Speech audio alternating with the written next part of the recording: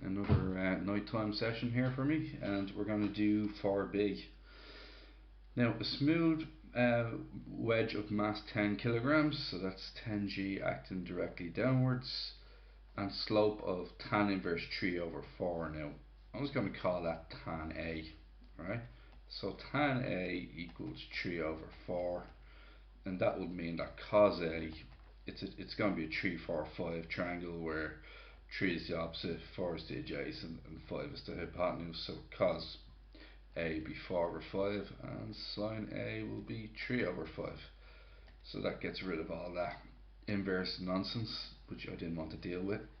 Okay, and then we have a particle of mass 5 kilograms, and that 5 kilograms, 5g, acts straight down. Okay, and is connected by a light inextensible string which passes over a light frictionless pulley.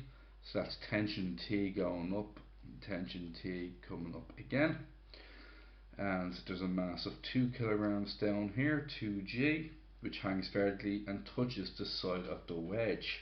So it actually touches the wedge, which means there's a reaction force.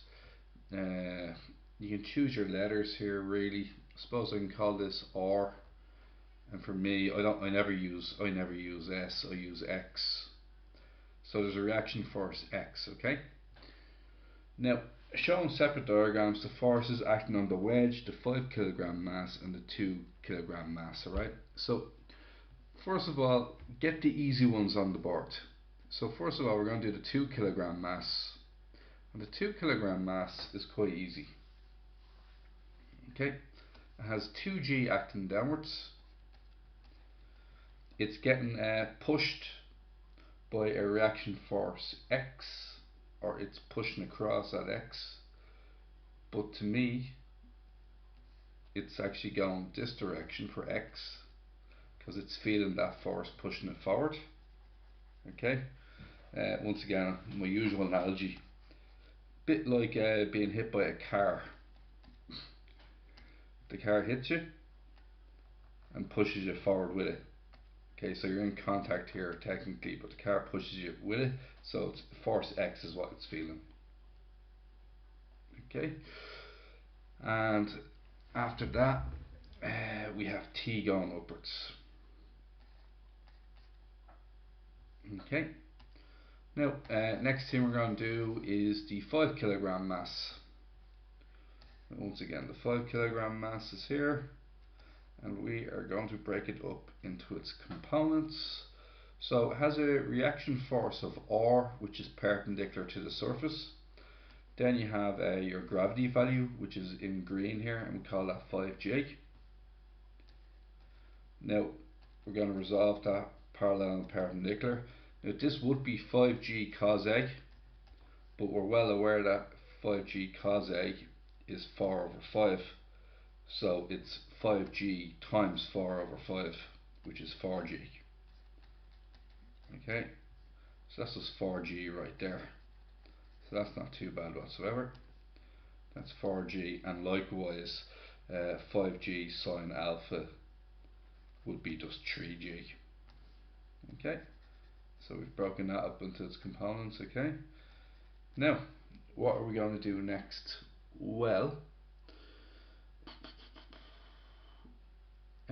we're going to use an acceleration of, so it's been pulled up with a T. Tension is pulling this guy up, T, and that's everything you need for the 5g particle. So this is the 2 kilogram one, this is the 5 kilogram one.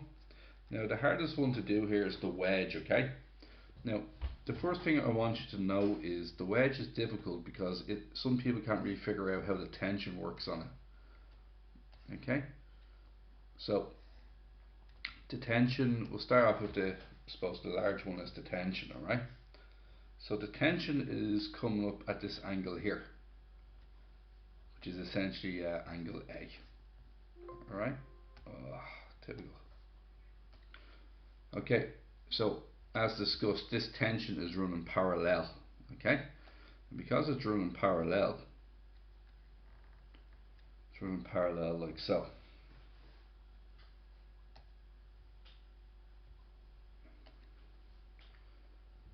So I'm basically doing alternate angles here. So you will, it's basically the tension is, I can break up the tensions components into horizontal and vertical, essentially is what I'm looking to do here.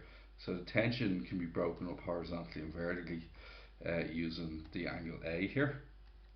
It's essentially an alternate angle is what we're looking at here, okay?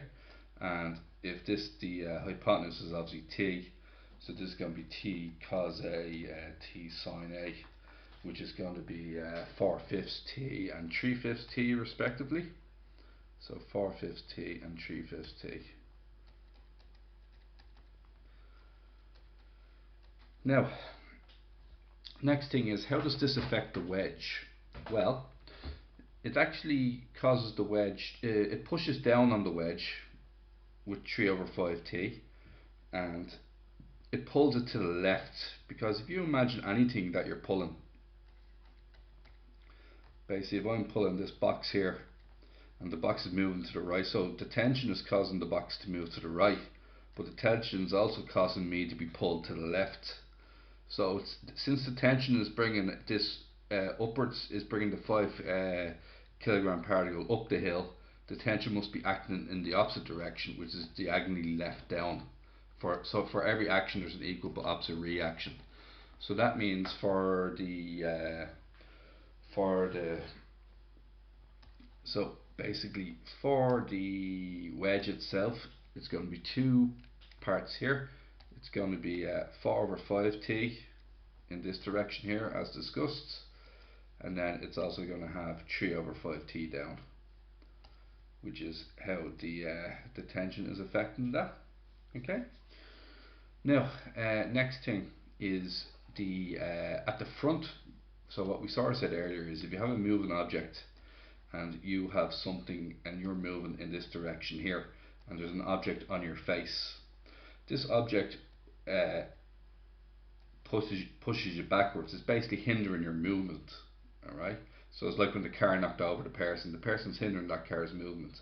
So if there's a direction of X going to the right for the 2 kilogram object, there must be a direction of X going to the left for the wedge. So the wedge must be a direction of X to the left.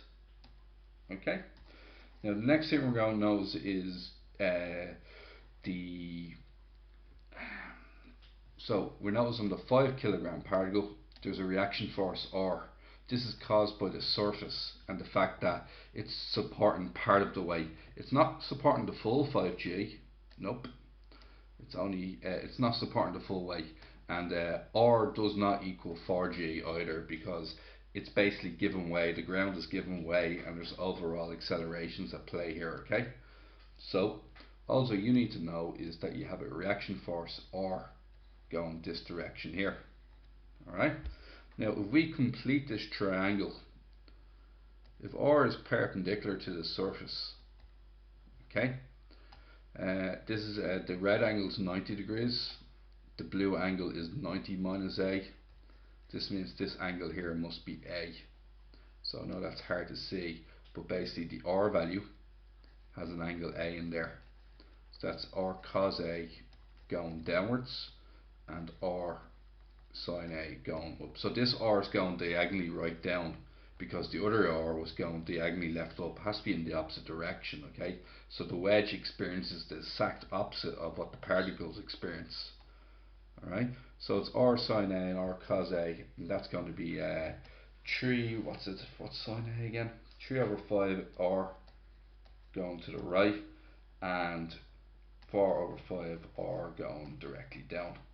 So I'll put that into my diagram now. So I'll just get rid of that A value. So it's what's it? 4/5. So 4/5 R, and then going to the right is 3/5 R. And thank God there's no friction. Okay.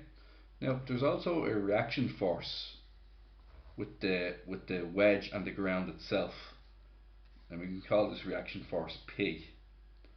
So reaction force P coming upwards from the ground, Okay, and that's okay as well.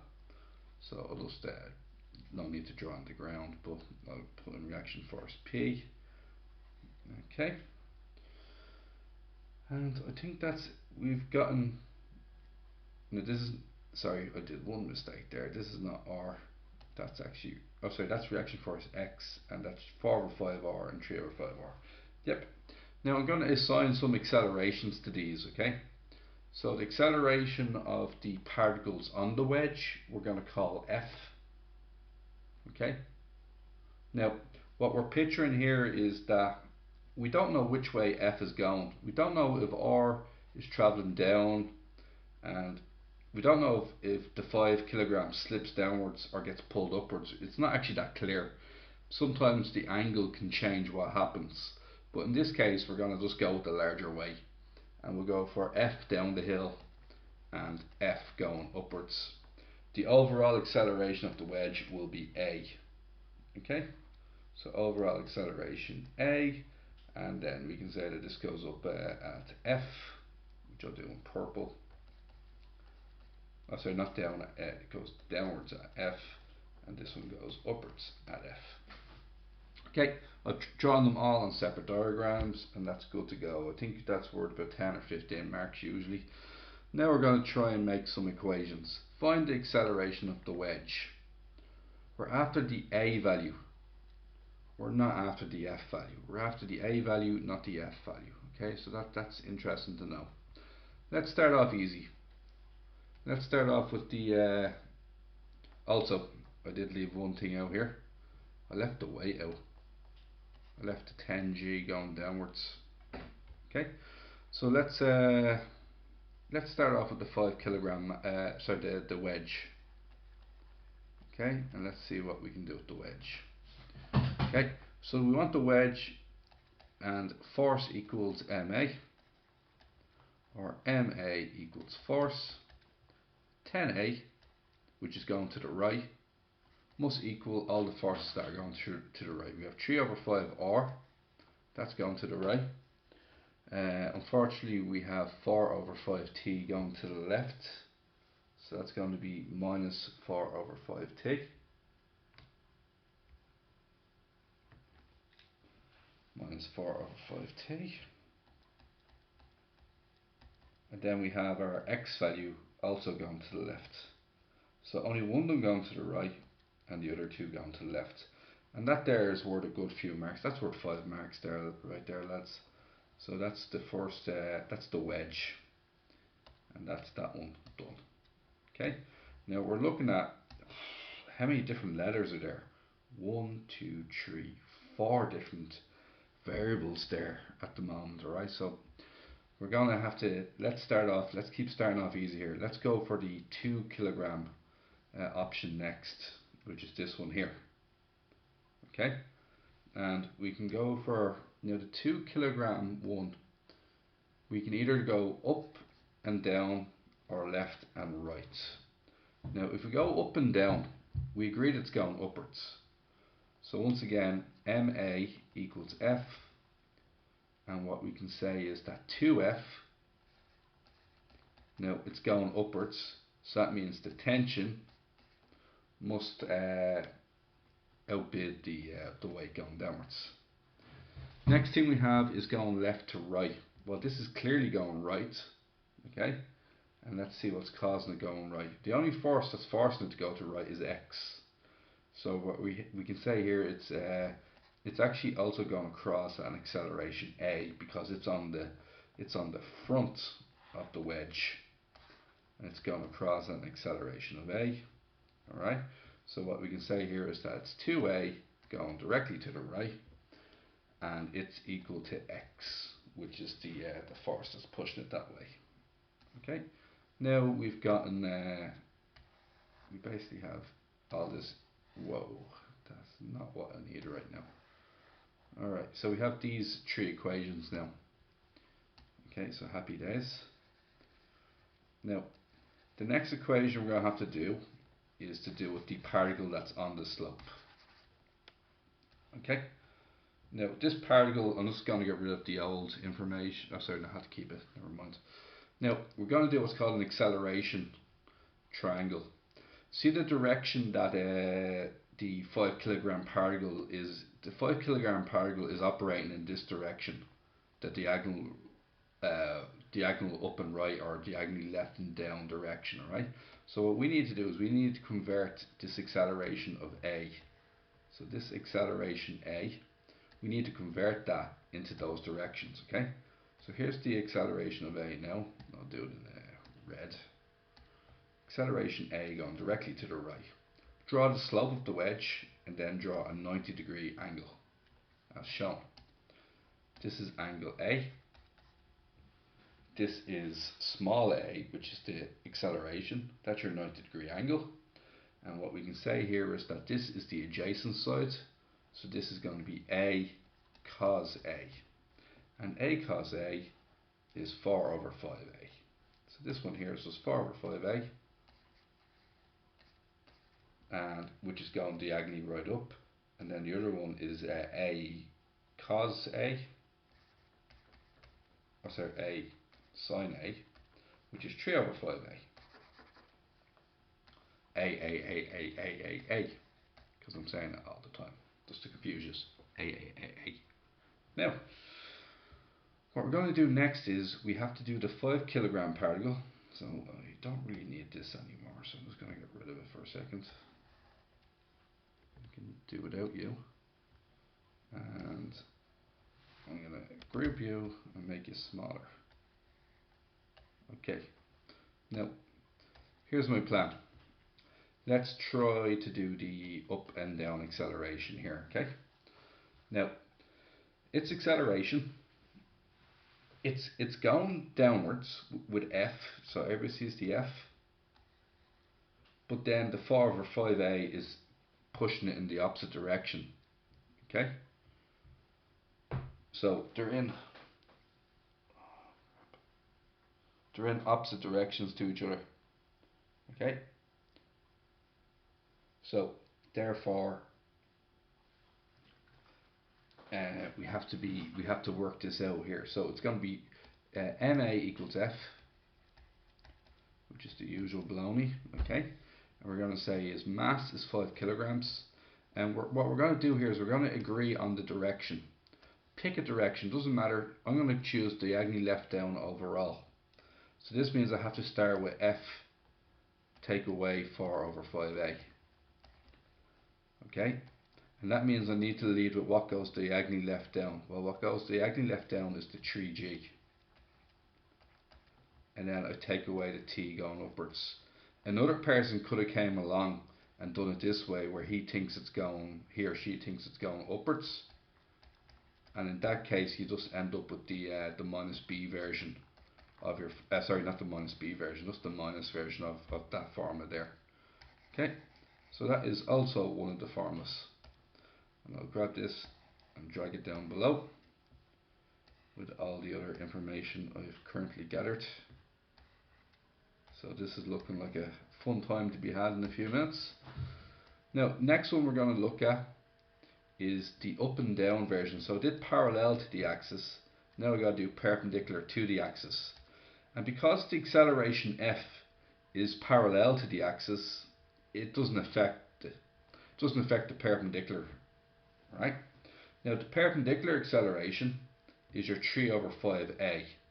So it's going to be ma equals your forces 5 times 3 over 5A equals, now what do we have in these directions? Okay, and we're agreeing that it has to go diagonally right down. It's slipping into the wedge. So this means the two forces you're looking at are R and 4G. Which one is it? Well, the 4G is going diagonally right down, while the R is going diagonally left up. And there's your last equation, ready to go. The goal of the question is to find the A value, not the F value, where possible. Okay, so that is all our equations laid down for us right here.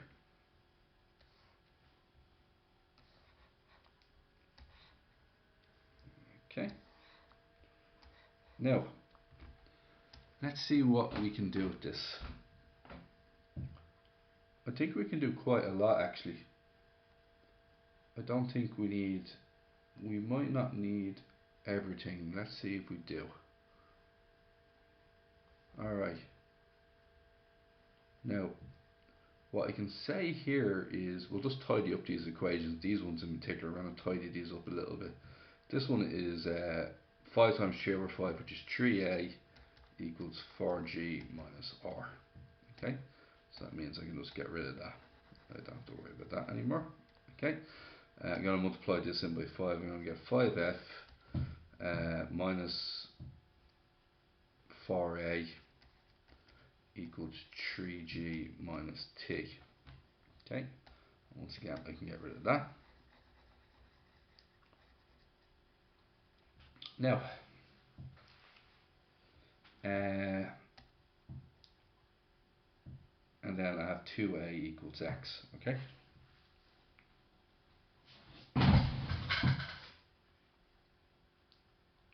So what I'm thinking we need to do here is we're just going to sub it all into the large one where possible, and we'll see what happens. So I'm just going to label these equations. It's best to label these equations.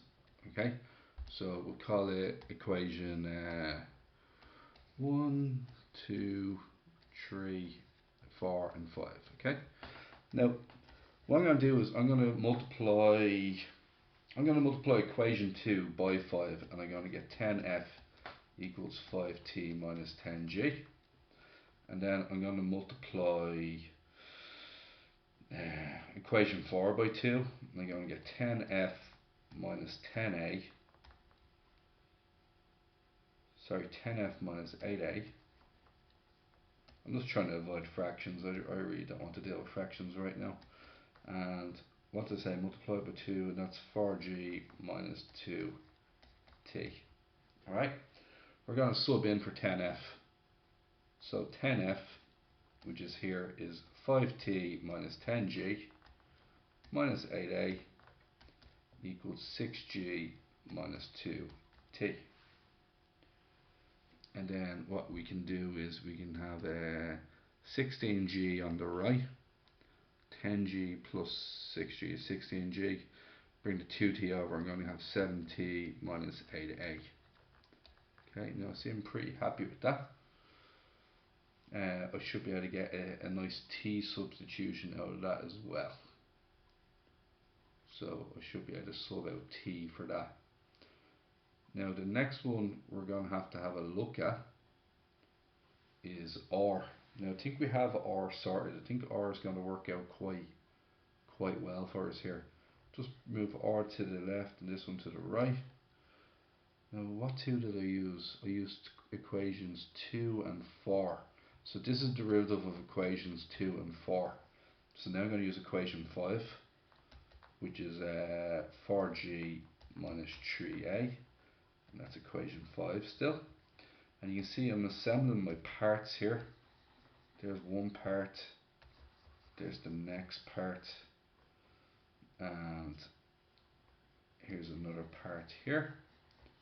Okay, now t on its own is going to be, I'm going to have to isolate t on its own because I need it up here. Okay, so it's going to be 7t equals 16g plus 8a. T on its own is 16g plus 8a all over 7.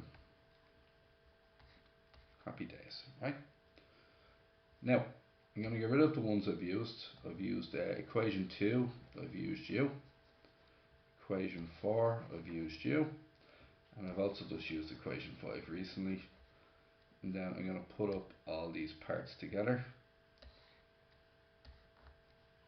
Okay, this part here, and this one right here. Okay, and I'm going to rub out all this because oh sorry, and we have we've isolated that last one actually. This one here is not necessary because I worked it out, and oh dear, this is what I have.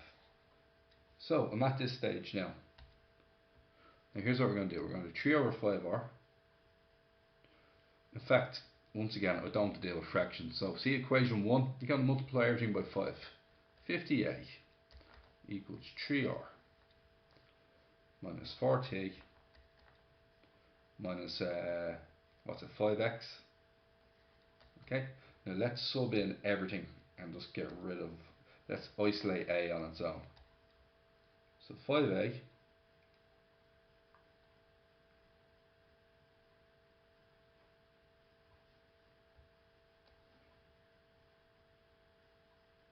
sorry guys, just going to pause it and just look over my stuff for a minute. I was wondering why there was no f value, so I was trying to figure that out. It turns out I subbed it out earlier. Now, let's think about this, right? So 50a, no bother. 3r, multiply this by 3 to get 12g minus 9a. 4t, 4t is going to be quite difficult, so I'm going to multiply that by 4, so it's going to be 64g. So 4 times 16 is 64g. Multiply 8a by 4 is 32a, all over 7. Now 5x, well, if I multiply that by 5, that's 10a, so it's minus 10a. Okay, going to multiply everything by 7, so you're going to get 350a equals 84g minus 63a. What's that? Plus 64g plus 32a minus 70a, I believe. Now we're going to move all this over one side, so it's going to be 84 plus 64, which is 148g.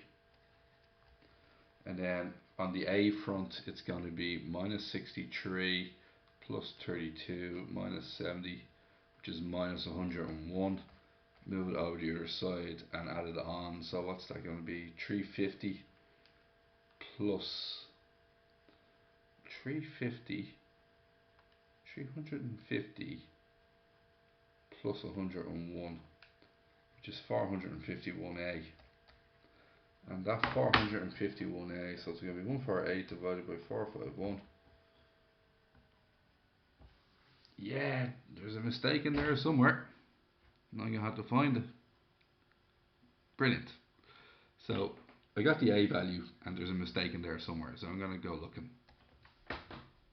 Well, the good news is I've checked all our equations and we're currently correct. All those equations are correct. Okay, so let's just work through what we did earlier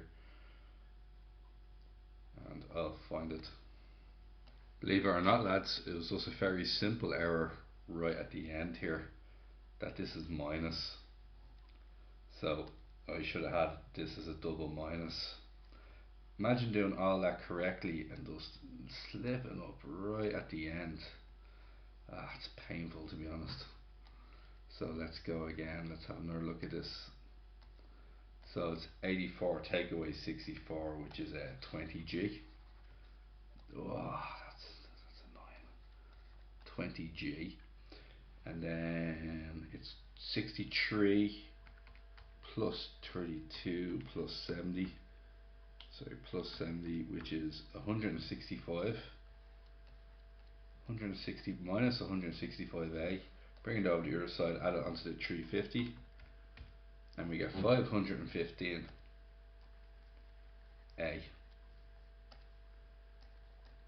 And 20 divided by 515 is 4 over 103, and that's actually the correct answer. Yeah, everything was perfect, just forgot that this was minus. Yep. Alright guys, that's that one done.